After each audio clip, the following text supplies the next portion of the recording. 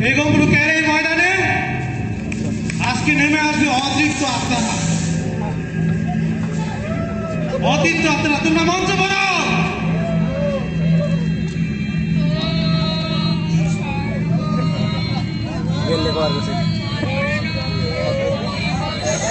আপনারা শান্ত হয়ে বসুন।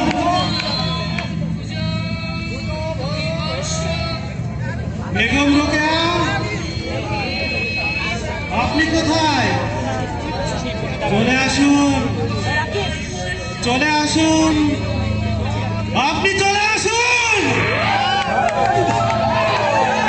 মন্ত্র থামাও, মন্ত্র থামাইয়া দাও তোমরা। আমি আসিয়াছি অবহেলিত প্রজন্মকে ধন্যবাদ। দীর্ঘ 87 বছর তো আর কম সময় নয়, তবুও যে তোমরা আমাকে মনে রাখিয়াছ এটি ভাবিতেই মন আমার পুলকিত হইতেছে। অনেকদিন পর এই পৃথিবীর বুকে পা রাখিলাম, কি সৌভাগ্য আমার। তাও আবার পা রাখিলাম আমারই জন্মভূমি রংপুরে। আমি রোকেয়া সাখাওয়াত হোসেন। অবশ্য তোমরা আমাকে বেগম রোকেয়া নামেই চেনো। এ নাম এ জীবনের রহিয়াছে এক সুবিশাল ইতিহাস। তোমরা কি জানো আজকের মতো এত অবাধ সুন্দর জীবন 19 শতকের নারীদের ছিল না। এখন তোমরা নারীরা যে অবাধে পড়াশোনার পাশাপাশি চাকরি করিতে পারিতেছ, 19 শতকের দিকে মেয়েরা যে বাড়ির বাহিরে পা রাখিবে সেই কথাটাই কেউ চিন্তা করিতে পারিত না। অবাক হচ্ছ নিশ্চয়ই, আমিও হইয়াছিলাম। তাই তো এই দৃষ্টিভঙ্গি, এই নিয়মের পরিবর্তনের জন্য লড়াই করিয়াছি জীবনের শেষ দিন পর্যন্ত। দিয়াছি শ্রম, দিয়াছি সময়, দিয়াছি নিজের সর্বস্ব। রূপকথার রাজকন্যার মতোই 1880 সালের 9 ডিসেম্বর এক সম্ভ্রান্ত পরিবারে জন্মগ্রহণ করি আমি। এত সচ্ছলতার মাঝেও পিতা ছিলেন তৎকালীন সমাজের মতোই নারী শিক্ষার ব্যাপারে বড় রক্ষণশীল। এই বন্দিনী জীবনেও বড় 2 দাদা ও বোনের সহায়তায় সবার আড়ালে চুপি চুপি শিক্ষা গ্রহণ করিয়াছি। আমার দাদা সব সময়ই বলিত, বোন, এই ইংরেজি ভাষাটা যদি শিখে নিতে পারিস তাহলেই তোর সামনে এক রত্ন ভাণ্ডারের দ্বার খুলে যাবে। তাই তো যখন পদ্মরাগ লিখিয়াছি তখন তাহাকে উৎসর্গ করিয়া বলিয়াছিলাম, দাদা, আমাকে তো তুমিই গড়িয়া তুলিয়াছ। নারীদের এই অবাধ বিচরণের জন্য জীবনের শেষ দিন পর্যন্ত লড়াই করিয়াছি। অনেকভাবে চেষ্টা করিয়াছি শিক্ষা গ্রহণ করিবার। বারবার হাজারো কুকথার সম্মুখীন হইয়াছি, বাধা পড়িয়াছি অসংখ্য নিয়মের বেড়াজালে, তবুও থামিয়া থাকি নাই। ঠিক সেই সময়ে সৌভাগ্য করিয়া এক জীবন সঙ্গীকে পাইলাম। সৈয়দ সাখাওয়াত হোসেনের সঙ্গে বিবাহ বন্ধনে আবদ্ধ হই। আমার জীবনে তিনিই ছিলেন আমার সবচেয়ে বড় প্রেরণা। খুব কম সময়ে সুখের সংসার জীবনে আমাকে হঠাৎই একা করিয়া দূর দেশে পাড়ি জমান দিল। তাহাকে হারাইবার বেদনাতেও থামিয়া যাইনি আমি। লিখিয়াছি মতিচুর এবং সুলতানার স্বপ্নের মতো নারীবাদী কল্পকাহিনী। বন্দিনী অভিশাপে কাটাইবার নিমিত্তে প্রাণপণ চেষ্টা করিয়াছি। সেই সময়ে যখন কোনো ভগ্নী মস্তক উত্তোলন করিয়াছেন, অমনি ধর্মের দোহাই বা শাস্ত্রের বচনরূপ অস্ত্রাঘাতে তাহার মস্তক চূর্ণ হইয়াছে। আমাদিগকে অন্ধকারে রাখিবার নিমিত্তে প্রতিটি পদে পদে ধর্মের বেড়াজালে আমাদের বন্দী করিয়াছে। পুরুষ রমণীর উপর প্রভুত্ব করিয়াছে। আর সকলের মতোই চোখের কোণে শুকাইয়া যাওয়া অশ্রুবিন্দু আর বুকে একরাশ হাহাকারের সহিত মুখ বুঝিয়া মানিয়া নিইনি আমি। ভাবিয়াছি পুরুষদের সমকক্ষতা লাভের জন্য যাহা করিতে হয় তাহাই করিব। যদি এখন স্বাধীনভাবে জীবিকা অর্জন করিলে স্বাধীনতা লাভ হয় তবে তাহাই করিব। আবশ্যক হইলে আমরা লেডি কেরানি হইতে আরম্ভ করিয়া lady magistrate, lady barrister, lady জজ সব হইব। যে পরিশ্রম আমরা স্বামী গৃহে করি তাহা বাইরে কেন করিতে পারিব না? যে বাহুলতা পরিশ্রম না করাই হীনবল হইয়াছে তাহাকে খাটাইয়া আবারও সবল করিব। আমি আমার সবটুকু দিয়া চেষ্টা করিয়াছি। অগ্রদূত হইয়াছি নারী শিক্ষার। 1909 সালে অক্টোবর স্বামীর প্রদত্ত অর্থে মাত্র 5 জন ছাত্রী নিয়ে স্থাপনা করি সাখাওয়াত মেমোরিয়াল গার্লস স্কুল। শৈশব থেকে নারীদের যে দুর্দশা প্রত্যক্ষ করিয়াছি তার প্রতিকারের ব্যবস্থা করাই ছিল এই স্কুল প্রতিষ্ঠার অন্যতম লক্ষ্য।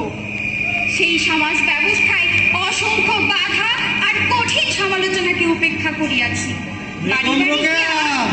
আপনার সময় শেষ, আপনি চলে যান। আপনি থামুন, আমার আরো কিছু বলিবার আছে। বাড়ি বাড়ি গিয়া আমি ছাত্রী সংগ্রহ করিয়াছি। আমার তখন একটাই কথা মনে হইত, আমরা সমাজের অর্ধাঙ্গ, আমরা পিছাইয়া থাকিলে সমাজ আগাইবা কিভাবে। রচনা করিয়াছি পদ্মরা, গবরদবাসিনী সহ আরো অনেক প্রবন্ধ রচনা এবং অনুবাদ। কাজ করিয়াছি ত্রিমাত্রিক, সাহিত্য চর্চা, সংগঠন পরিচালনা, শিক্ষা বিস্তার সবকিছু করিয়াছি। নারী বলিয়া পিছাইয়া থাকিনি, বাধায় ভয় পাইনি। নারী জাগরণে আঞ্জুমানে খাওয়াতির নামে এক সংগঠনেরও চালু করিয়াছি। এতটা পথ সহজ ছিল না। জীবনের শেষ পর্যন্ত কাজ করিয়াছি এই বাংলার জন্য, এই নারী মুক্তির জন্য, নারী জাগরণের জন্য। আজ ভাবিতেও বড় ভালো লাগে। আমার নামে স্কুল হইয়াছে। যে বিশ্ববিদ্যালয়ের বুকে দাঁড়াইয়া কথা বলিতেছি সেটিও আমারই নামে। আমি হইয়াছি নারী জাগরণের অগ্রদূত, আর নারীরা পাইয়াছে মুক্তি। এই মুক্তির জন্য সারাটি জীবন দিয়াছি আমার সবটুকু শ্রম, সবটুকু সময়। চলে যান। আপনি থামুন, আমার আরো বলিবার আছে। আসিবে সমৃদ্ধি। আমার যাইবার সময় হইয়াছে। সবাই ভালো থাকুন। বিদায় সবাইকে। আরো আত্মা নেমে আসবে, আরো আত্মা নেমে আসবে। তারামন বিবি,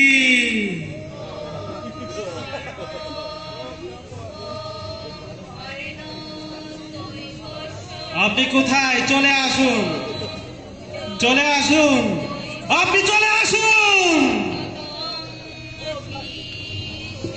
থাইমা যাও, থাইমা যাও, তোমরা থাইমা যাও। আমি চলে আইছি। আমি তারামন বিবি। 1957 সালে কুড়িগ্রাম জেলার সররাজিপুর উপজেলার শঙ্কর মাধবপুর গ্রামে জন্মগ্রহণ করি। আমার আব্বার নাম ছিল আব্দুল সোবহান, মা কুলসুম বিবি। তার সাথে আমি বড় হইয়া উঠছি। আজকে যখন তোমরা আমার এই পৃথিবীর বুকে আবার ডাকছো, এই আমি তোমাদের এই দেশটাকে ভালোবাসার এক একটা উদাহরণ দেখাইয়া যাব। লক্ষ প্রাণের বিনিময়ে স্বাধীন এই দেশ এমনি এমনি আয় নাই। তার জন্য অনেক রক্ত ঝরছে, অনেক প্রাণ গেছে, অনেক কিছু হয়েছে। তোমরা তো এগুলো বুঝবা না, তোমরা তো এখন মডার্ন পোলাপান। এই স্বাধীন রাষ্ট্রের জন্য অমানবিকতার বিরুদ্ধে আমরা যুদ্ধ করছিলাম। আমার ইতিহাস হয়তো তোমরা সকলে জানো না, জানবার কথাও না, অনেক দিন লুকাইছিল। আমার তখন বয়স 14, যুদ্ধ শুরু হয়েছে। ওই অল্প বয়সেই আমি এই বাংলার লাইগা অস্ত্র তুলে নিছিলাম। আমার বাড়ি কাশিয়া, সৈয়দপুর, নীলফামারী, পার্বতীপুরের লোকজন যাইতো, শিলমারি নদী পার হইত। আমি তখন তাকে কাছ থেকে দেখছি। তারা কান্দাকাটি করতো, তারা চুলটাই না ছিঁড়ত। তাকে মনে বহুত কষ্ট আসছিল। আমরা তাকে জিজ্ঞাসা করতাম, কি হয়েছে তোমাকে, তোমরা এমন করতেছো কেন?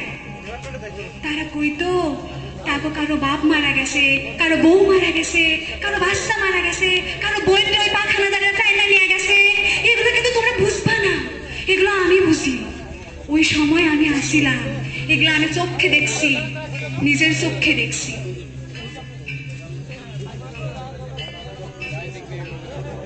তখন আমি মায়ের সাথে দাদা বাড়িতে আশ্রয় নিয়েছিলাম। সেইখানে ছিল কাছে মুক্তিযোদ্ধাদের ক্যাম্প। একদিন আমি কচুরলতি উঠে গেছিলাম। ওই সময় ভাগ্যক্রমে আমার মুক্তিযোদ্ধা মুহিবের সাথে দেখা হয়। সে আমার কচুরলতি উঠতে দেখে। ওই সময় সে আমায় জিজ্ঞাসা করে, তুমি কি আমাকে জন্য রান্না করতে পারবা? আমি আমি কেন জানি হ্যাঁ কইয়া দিলাম। ওগো মুখের দিকে তাকে না করতে পারি নাই, কেমনে না করুন। তখন তো সময় খুব খারাপ আছিল, বয়সও আমার 14, কাম কাজ পাই, একবারে যে না পাই তা কিন্তু না। আমি কিন্তু খুব ডান পিটে আসছিলাম, সব করতে পারতাম, গাছে চড়তে পারতাম, সবকিছু করতে পারতাম। আস্তে আস্তে আমি রান্না করা শুরু করলাম। আমি তাকে অস্ত্র মুছাইয়া দিতাম, তাকে সবসময় যেন খাবার পরিবেশন করতাম, সব কাজ করতাম। কিন্তু তারা আমার মাঝে একটা জিনিস দেখছিল, আমার সাহস আসছিল, খুবই সাহস আসছিল, আমার ইচ্ছা শক্তিও আসছিল অনেক। আমার এই সাহস আর ইচ্ছা শক্তি দেখিয়া মুক্তিযোদ্ধা মহিমা আমাকে বললো, তুমি কি অস্ত্র চালানো শিখবা? আমি হা কইয়া দিলাম, অস্ত্র চালানো শিখলাম। অনেকগুলা কৌশল শিখে ফেলছিলাম। আমার কাহিনী শুনবা কি কি করছি? হামাগুড়ি দিছি, মানুষের পায়খানা পর্যন্ত চুলের মধ্যে মাখছিলাম, ছদ্মবেশ ধারণ করছিলাম, উঁচা সুপারির গাছে উঠছিলাম দূরবীন হাতে লইয়া। সেইখান থেকে মুক্তিযোদ্ধা ক্যাম্পগুলো আমি পরিদর্শন করছিলাম, দেখতাম যে পাক সেনারা কি কি করতেছে, কি কি পরিকল্পনা করতেছে। আমি সব ক্যাম্পে মুক্তিযোদ্ধাদের ক্যাম্পে যায় বইলা দিয়ে আসতাম। এই কাজগুলো কিন্তু সহজ ছিল না, অনেক কষ্ট করছি। স্বাধীনতার 22 বছর পরে যখন আমার পরিচয় কেউ জানতো না, তারপরেও আমার মনে কোনো অতৃপ্তি আসিল না।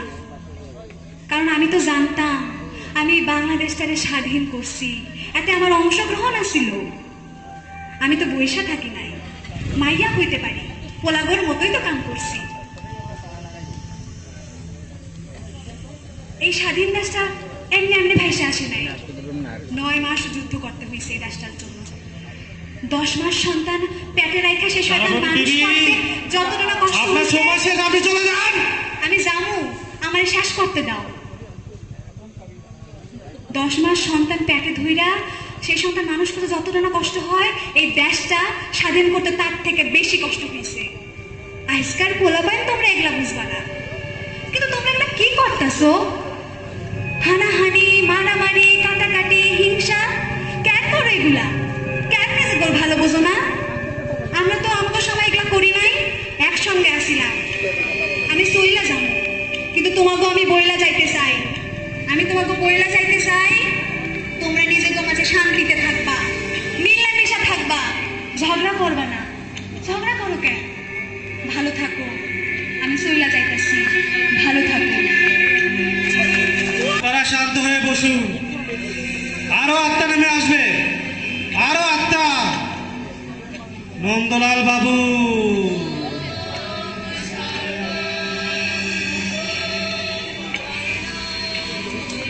আসুন, আপনি চলে আসুন, আপনি চলে আসুন।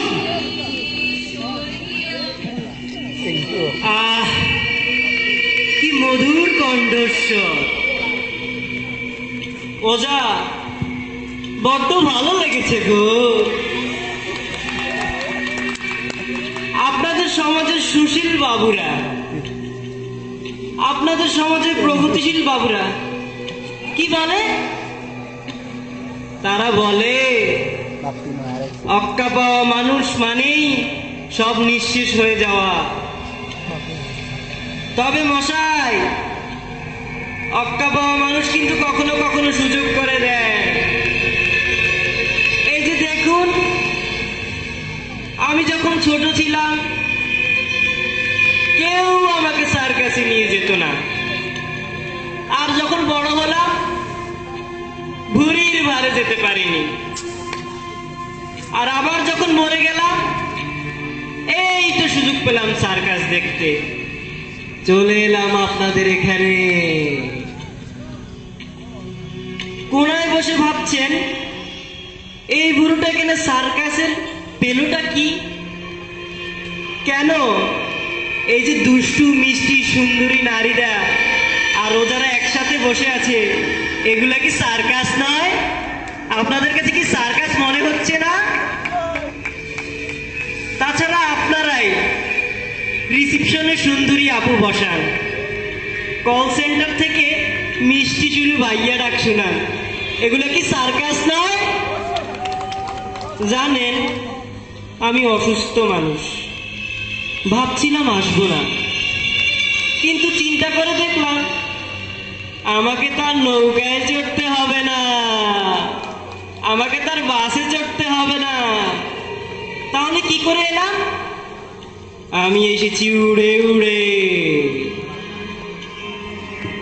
উড়ে উড়ে যখন এই বিল্ডিংটার উপর ল্যান্ড করলাম, চারপাশে রাধা কৃষ্ণের যে লীলা খেলা দেখলাম গো।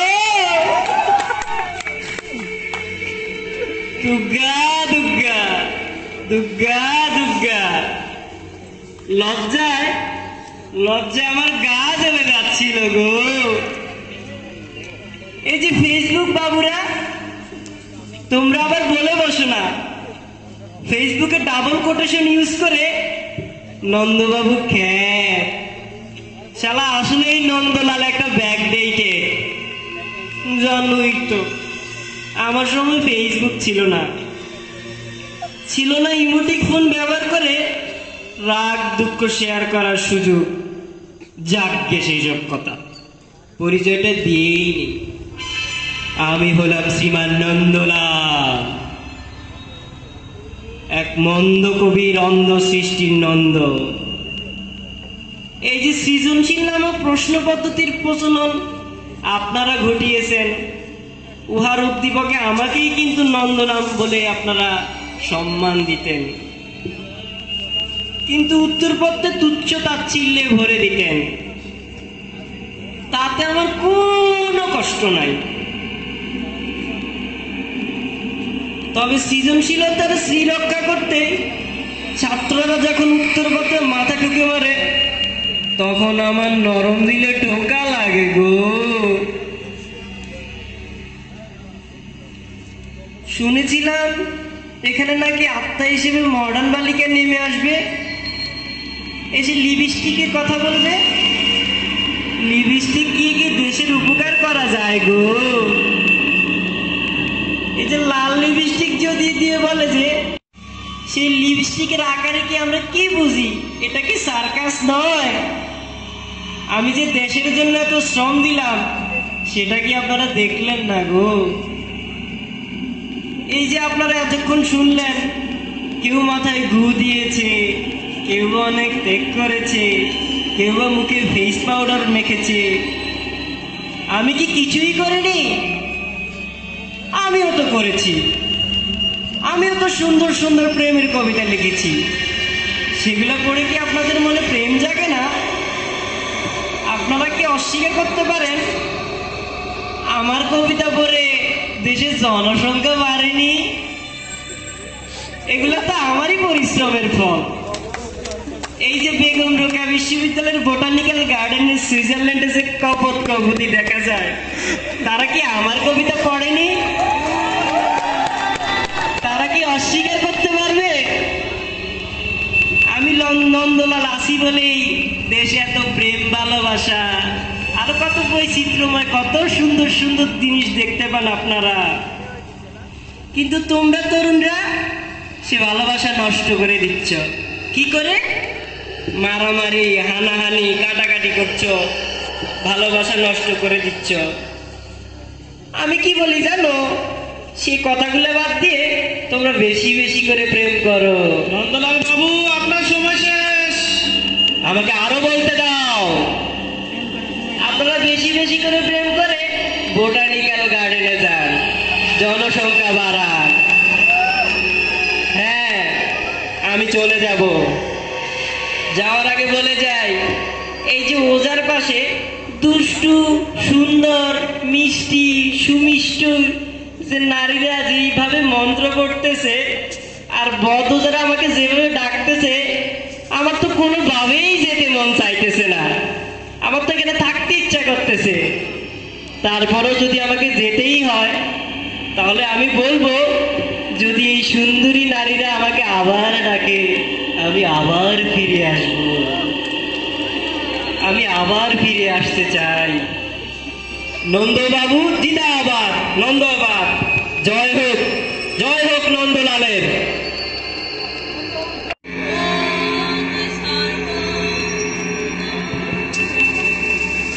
কোথায়? চলে আসুন, চলে আসুন, আপনি চলে আসুন। মন্ত্র থামাও, আমি এসেছি। এদেশের তারুণ্যের ডাক উপেক্ষা করার সামর্থ্য আমার নেই, তাই তো ফিরে আসি। আমাকে ফিরে আসতে হয়। ফিরে ফিরে এসেছি শাহবাগে প্রজন্ম চত্বরের হাজারো উজ্জ্বল মোমের আলোয়। আমি দেখতে চেয়েছি মুক্তিযুদ্ধকে না দেখে এক প্রজন্মের আবেগকে। তাদের বলিষ্ঠ কণ্ঠে শুনতে চেয়েছি রাজাকারের ফাঁসি চাই। আমি জাহানারা ইমাম। আমি কোনো মহিয়সী নারী নই, একজন মুক্তিযোদ্ধার মাতা, একজন সাহসী দেশপ্রেমিকের অর্ধাঙ্গিনী, যাকে বেদনার্ত ক্ষতবিক্ষত হৃদয় নিয়ে যুদ্ধ করতে হয়েছে সারা জীবন।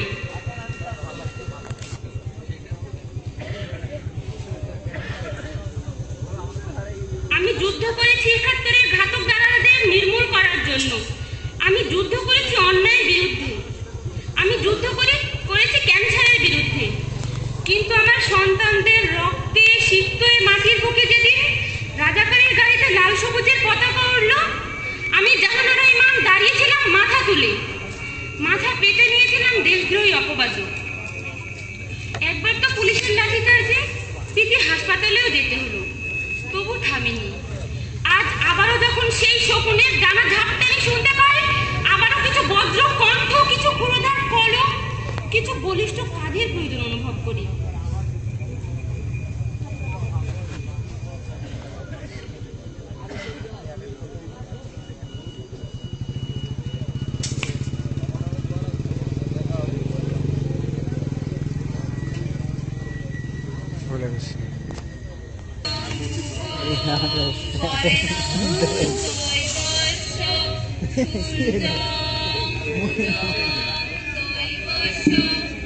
প্রীতিলতা,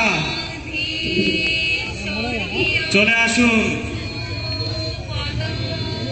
চলে আসুন, আপনি চলে আসুন।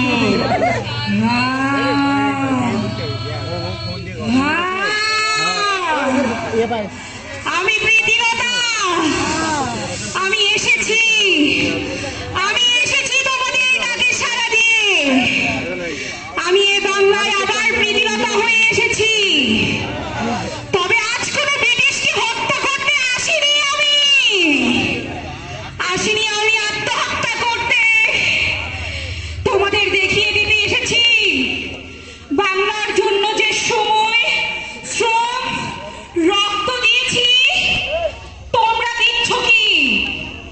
আমি প্রীতিলতা ওয়াদ্দেদার 1911 সালের 5ই মে চট্টগ্রামের বর্তমান পটিয়া উপজেলার ধলাঘাট অফিসের হেডকেরানি জগৎবন্ধু ওয়াদ্দেদার ও মা প্রতিভা দেবীর 6ষ্ঠ সন্তানের মধ্যে দ্বিতীয়। আমি প্রীতিলতা আজ থেকে ব্রিটিশ বিরোধী স্বাধীনতা আন্দোলনে যার অবদান তোমরা শুনে এসেছো, আমি সেই প্রীতিলতা, আমি প্রীতিলতা। আমি শৈশব পেরিয়ে যখন কৈশোরে পা রেখেছি, চট্টগ্রামের বিপ্লবীরা মহাত্মা গান্ধীর অসহযোগ আন্দোলন শেষে সক্রিয় হচ্ছিলেন।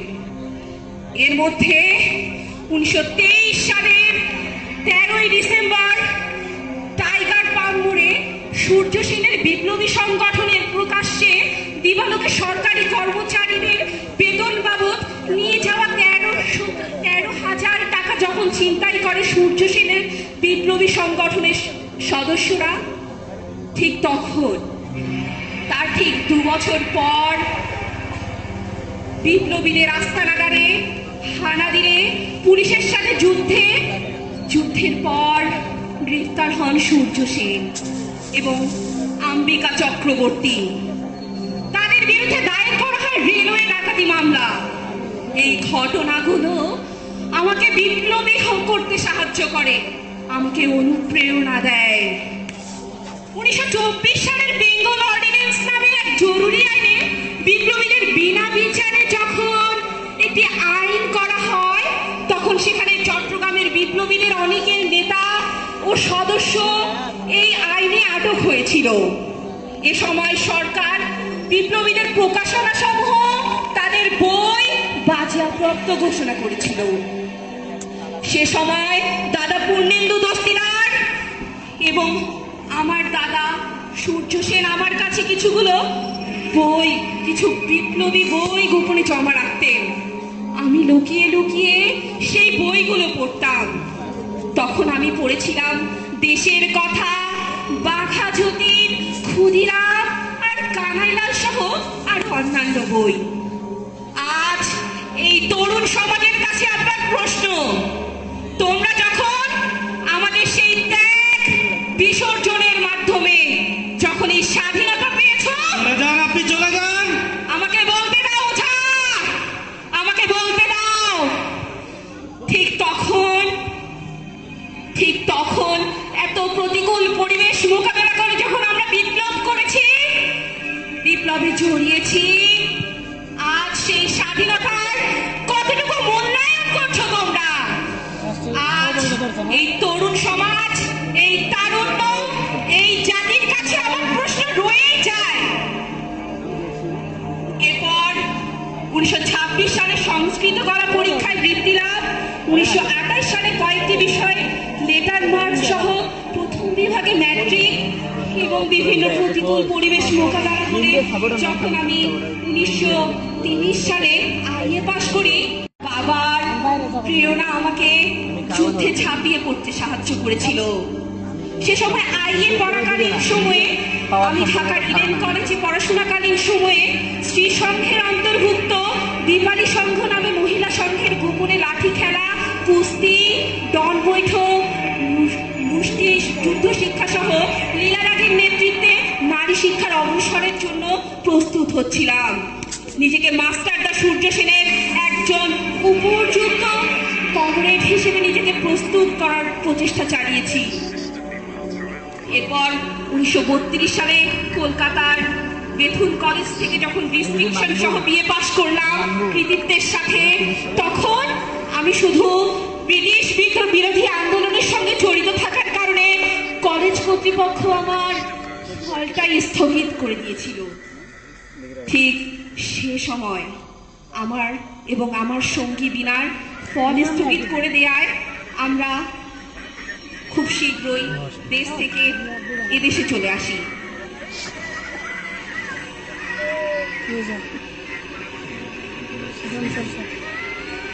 এরপর সূর্য সেনের নেতৃত্বে যখন চট্টগ্রামের অস্ত্রাগার লুণ্ঠনের পরিকল্পনা বাস্তবায়ন, বোমা তৈরি সহ গুপ্তচর হিসেবে যখন কাজ করি, ঠিক 1932 সালের 13 জুন চট্টগ্রামে বিপ্লবীদের প্রধান কেন্দ্র ধলাঘাটের ঘাটিতে সূর্য সেনের সাথে সাক্ষাৎ করেছিলাম। গোপন সূত্রে পুলিশ জানতে পেরে পুলিশ বাড়ি ঘেরাও করে। সে সময় খুব ভাগ্যবশত আমি এবং সূর্য সেন দাদা পালিয়ে যেতে সক্ষম হয়েছি।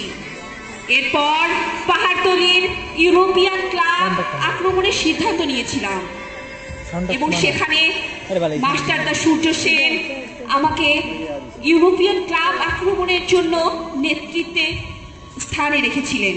সেখানে 1932 সালের 23শে সেপ্টেম্বর সফলভাবে আমরা সেই অভিযান সম্পন্ন করেছিলাম। সেখানে হতাহত হয় অসংখ্য ইংরেজ নরনারী। সেখান থেকে ফেরার সময় আত্মগোপনকারী এক ইংরেজ তরুণীর গুলিতে আমি আহত হই। ইংরেজদের নিকট ধরা পড়ার থেকে তখন আমার আত্মহত্যাই শ্রেষ্ঠ মনে হয়েছিল।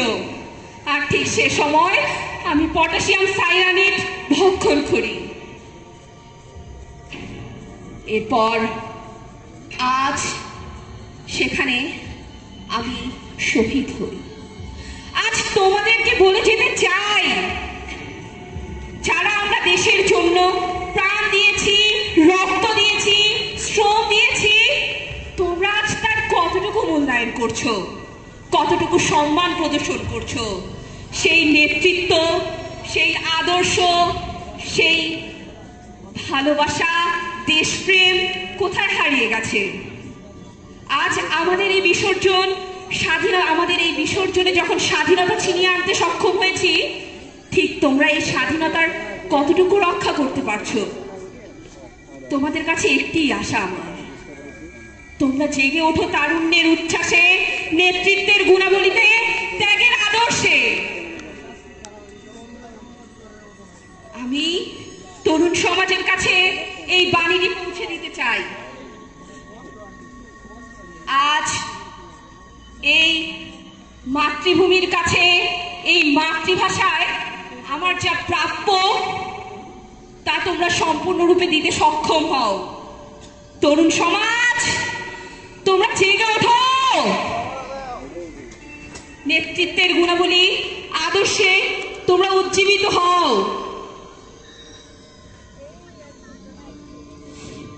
চলে যান, আপনি চলে যান।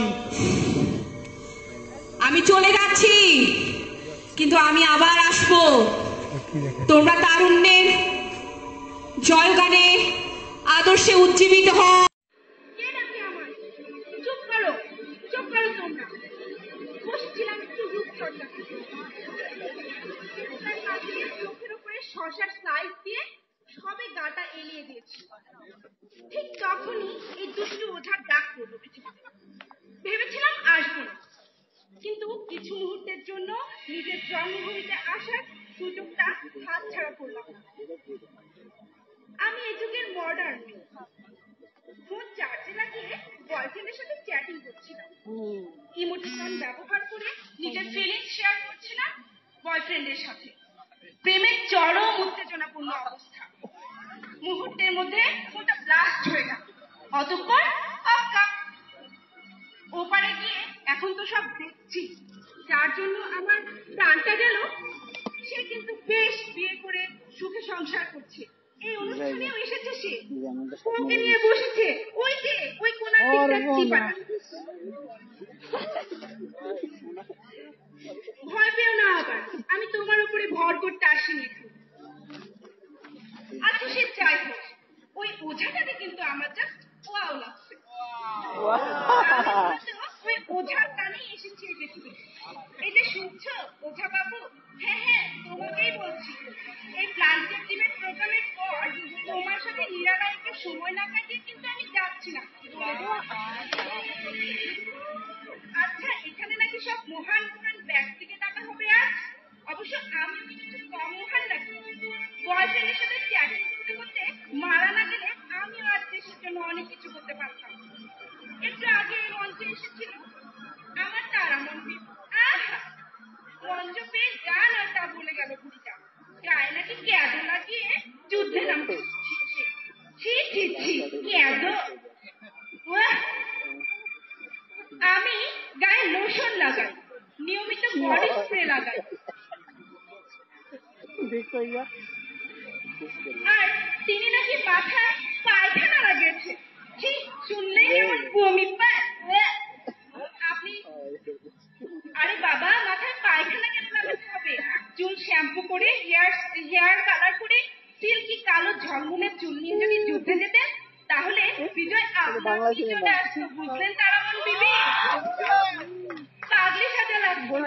আর আপনি যদি এই মডার্ন ওয়ার্ল্ডের থিওরি মেনে যুদ্ধ করতেন, তাহলে আপনাকে এমনিতেই সবাই চিনত। সম্মাননা পেতে বছরের পর বছর অপেক্ষা করতে হতো না। বুঝলেন তারামন? আরেকজন মহিলা আসছে আমার প্রতিবেশী নারী, নামটা বেগম রোকেয়া, আবার তার নামে নাকি বিশ্ববিদ্যালয় হয়েছে। আহা, কি বড়াই রে বাবা। এই করছেন সেই করছেন, মঞ্চটা পেয়ে কত বড় বড় কথাই না বলে গেলেন। তা তোমার স্বামী যদি তোমাকে এসবের অনুমতি না দিত, তাহলে পারতে তুমি এত কিছু করতে? ওসব বলি, বুঝলে? আমার স্বামীও যদি থাকতো আমার পাশে, আমিও দুঃখ। আমার তো এখনো বিয়েই হয়নি। তবে ওই ওঝাটাকে কিন্তু আমার দারুণ লেগেছে। ওই ওঝাটা মরলে আমি ওকে বিয়ে করবো।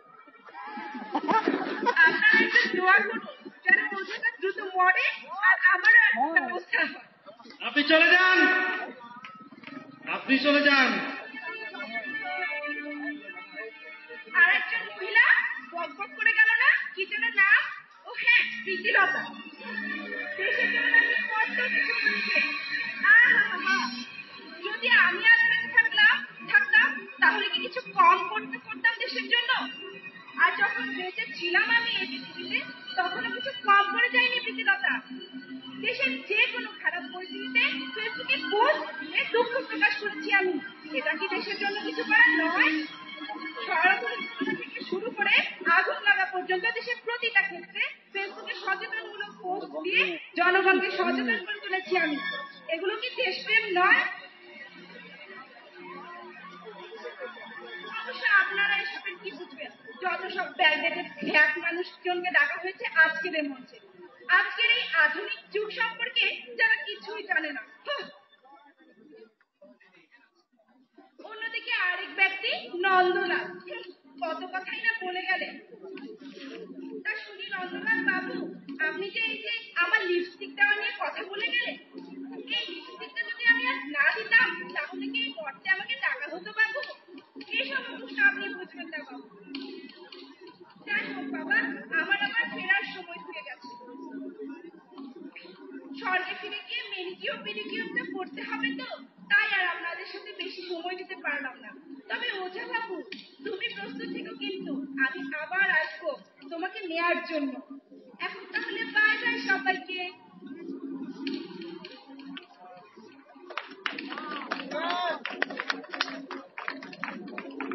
আপনাদের কথা শুনছি। কমলা ভট্টাচার্য চলে আসুন, আপনি চলে আসুন, আপনি চলে আসুন। আমি কমলা ভট্টাচার্য। আমি প্রথম বাংলার জন্য প্রাণদাত্রী একমাত্র নারী। আমি যখন দশম শ্রেণীতে পড়ি, আমি তখন 16 বছরের কিশোরী। সে সময় স্বপ্ন দেখেছিলাম স্নাতকোত্তর শেষ করে টাইপরাইটিংটি শিখে চাকরি করব, আমার বিধবা মায়ের কষ্ট লাঘব করব। অবশ্য তখন আমাদের বরাক উপত্যকা উত্তাল ভাষার সংগ্রামে অভাব অনটনে বড় হওয়া আমি কমলাও তখন ভীষণ লড়াকু। সরকারের ভাষানীতির বিরুদ্ধেও হয়ে উঠেছি সোচ্চার। ঘটনাক্রমে 1961 সালের মে মাসের 19 তারিখ আসাম প্রদেশের কাছাড় জেলার সদর শিলচর শহরে বাংলা ভাষার সরকারি স্বীকৃতি দাবির আন্দোলনে পুলিশের গুলিতে শহীদ হয় 11 জন, আহত হয় অর্ধ শতাধিক। সেই শহীদদের তালিকায় নাম লেখাতে পেরেছিলাম আমিও কমলা ভট্টাচার্য, সেই 16 বছরের কিশোরী। অবশ্য আপনাদের এই প্রজন্ম আমাকে চিনবে সেটা কল্পনাতেও আনতে আমার একটু কষ্ট হয় বটে। কেন বলুন তো? কারণ যারা তাদের ভাষা আন্দোলনের ইতিহাস, ভাষা আন্দোলনে অংশগ্রহণকারী সূর্য সন্তানদের ইতিহাস জানে না, তারা কিনা চিনবে সেই 16 বছরের তরুণীকে। সেই আশাবাদ আমি কখনো ব্যক্ত করি না। বিশ্বাস করুন আপনারা, এতটুকু কষ্ট হয়নি যখন পুলিশের গুলি আমার চক্ষু ভেদ করে মস্ত চুরমার করে দিয়েছিল। তার চেয়েও 1000 গুণ কষ্ট লজ্জা হয় এখন আমার আপনাদের জন্য। আমাদের ত্যাগের বিনিময়ে প্রাপ্ত প্রাণের ভাষা। চলে যান, আপনার সময় শেষ, চলে যান। মায়ের ভাষা, বাংলা ভাষার বিকৃতি, অশুদ্ধ শব্দের পাশাপাশি অশ্লীল শব্দের আগ্রাসনে ক্ষত বিক্ষত ও অপবিত্র করেছেন আপনারা। আপনাদের অবশ্য দেখি মাঝে মাঝে নিজেদের ভাষা আন্দোলন নিয়ে গর্ববোধ করে। কিছু লেখক কদাচিৎ লেখালেখি করে, কিন্তু সেটা শুধু ফেব্রুয়ারি মাসে। আপনাদের এই গর্ববোধের সাথে আমি কি শব্দ আর যুক্তি করে যাব? সেই শব্দটি হলো প্রতারণা। আপনারা প্রতারক, আপনারা প্রতারণা করছেন নিজেদের সাথে, নিজের ভাষার সাথে, নিজেদের ভাষার চলে যান। ত্যাগকারী সেই সত্য সন্তানদের সাথে। সামনে ভিডিও করছে মানে যাতায়াত করার যে সমস্যা একটি স্বপ্ন দেখি, বঙ্গবন্ধু একটি স্বপ্ন বঙ্গবন্ধু দেখি, ভিডিও করবে সেই স্বাধীন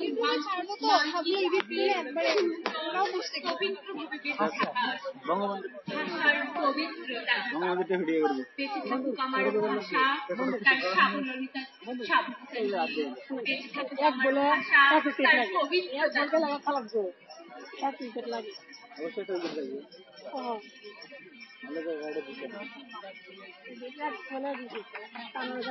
শেষবারের মতো একটা আত্মাকে দেখে নেব।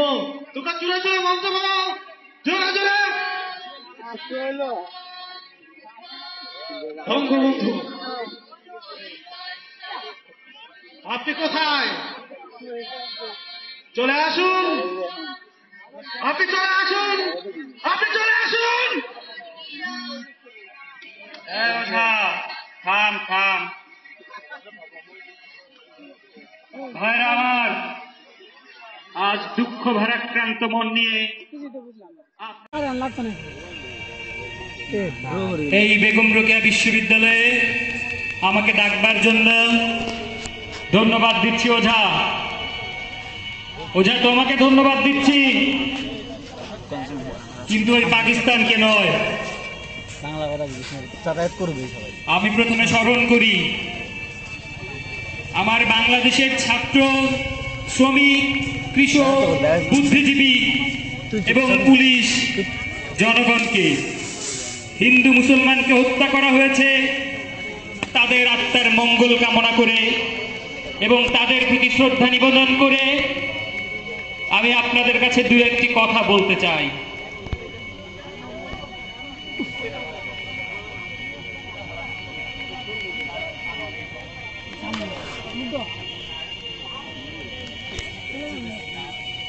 মনে রেখো, শাসন করো তারে, তারে সাজে সোহাগ করে যে।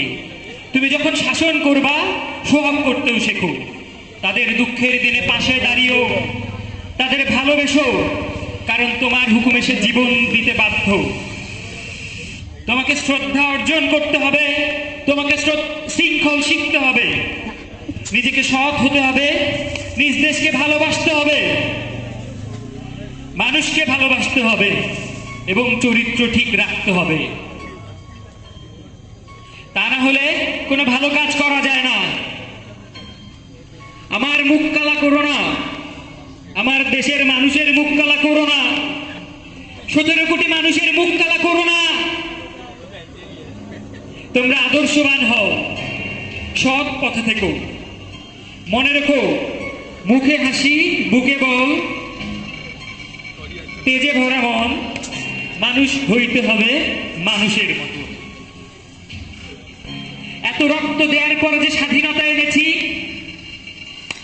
কোন কোন মানুষের চরিত্রের পরিবর্তন এখনো হয় নাই। এখনো ঘুষখোর, দুর্নীতিবাজ, চোরাকারবারি, মুনাফাভোগী বাংলার দুঃখী মানুষের জীবনকে অতিষ্ঠ করে তুলেছে। এদের আমি অনুরোধ করছি, আবেদন করছি, হুমকি দিয়েছি। চোরা নাহি শোনে ধর্মের কাহিনী, কিন্তু আর না। বাংলার মানুষের জন্য জীবনের যৌবন আমি কারাগারে কাটিয়েছি। এ মানুষের দুঃখ দেখলে আমি পাগল হয়ে যাই। আমার দুঃখী মানুষকে আমি প্রশ্ন করি,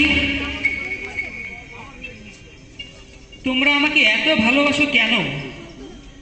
দুঃখী মানুষ দিন ভরে পরিশ্রম করে, গায়ে কাপড় নাই, পেটে খাবার নাই, লক্ষ লক্ষ বেকার।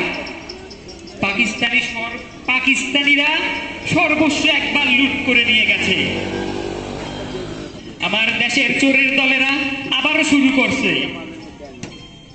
আমি প্রতিজ্ঞা করেছিলাম যুদ্ধের পর 2-3 বছর এই পাকিস্তানি জালেমদের বিরুদ্ধে জিন্না থেকে আরম্ভ করে গোলাম মোহাম্মদ, চৌধুরী মোহাম্মদ আলী, আয়ুব খান, ইয়াহিয়া খানের বিরুদ্ধে বুকের পাটে টান টান করে সংগ্রাম করে বেঁচে থাকতে পারি যদি আমার 30 লক্ষ লোকের জীবন দিয়ে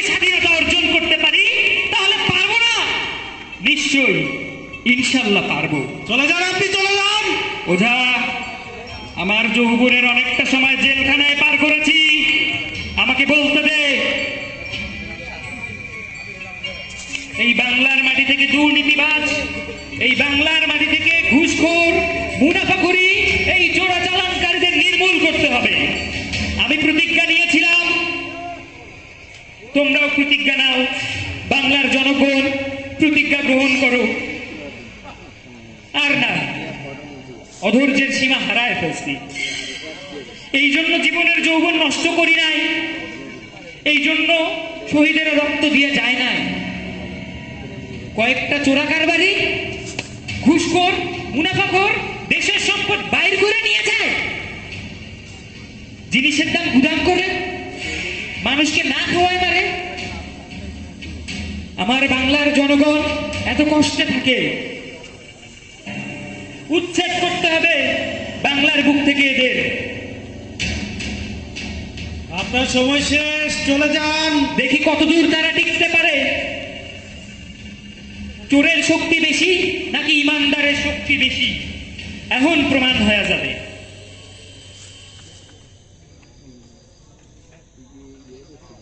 আমাকে আরেকবার সময় দাও ওঝা।